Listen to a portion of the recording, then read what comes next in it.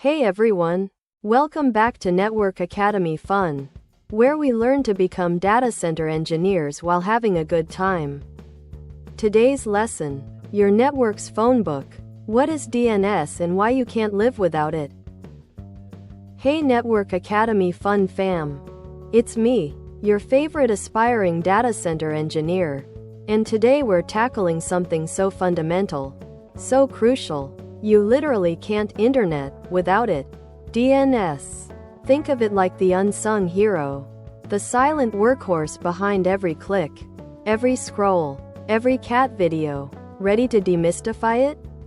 Imagine trying to call your best friend, but instead of their name, you had to remember a super long, random string of digits every single time.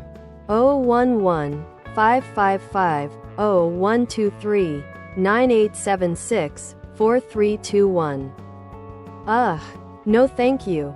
That's exactly how computers see websites, as IP addresses like 172.217.160.142.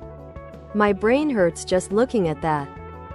This, my friends, is where DNS, domain name system, swoops in like a caped crusader. It's literally the internet's giant, global phone book, or maybe a super speedy GPS for websites. You type in google.com, easy peasy, and DNS translates that friendly name into the computer's address. That complicated IP, so your browser knows exactly where to go. Phew, crisis averted. So, how does this magic happen? When you type a website name, your computer basically says, "Hey, who knows where this google.com lives?" Your local DNS server, often provided by your internet provider, is like your helpful neighbor who either knows the address or knows who to ask. It then goes on a lightning-fast scavenger hunt, asking different DNS servers. Root, TLD, authoritative, don't worry, we'll keep it light, until it finds the exact IP address. All in milliseconds. It's like a high-speed game of telephone for addresses. Okay, quick peek behind the curtain.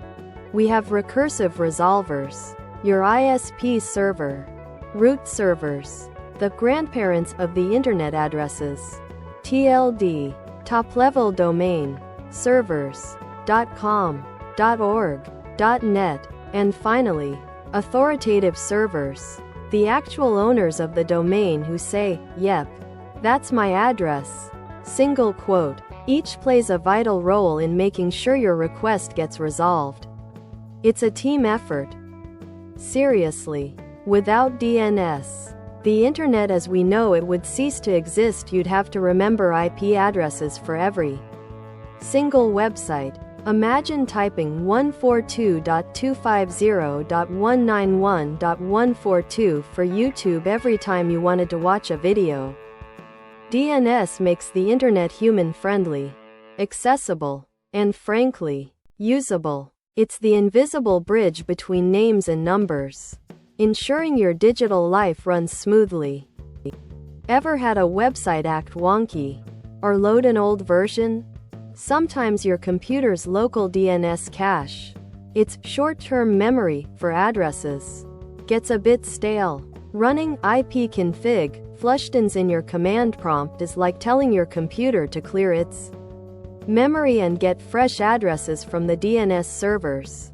It's a super handy troubleshooting tip and a neat little insight into how your computer handles DNS. And just like that, you've grasped the magic behind DNS. You now understand why you don't have to memorize a bazillion numbers to browse the web. This is a foundational piece of networking, crucial for data center engineering. Next time, maybe we'll dive into what happens when DNS doesn't work, or how we set up our own DNS for services. What do you want to learn next? Let me know in the comments. Thanks for watching. If you found this helpful, make sure to subscribe to our channel and hit the like button.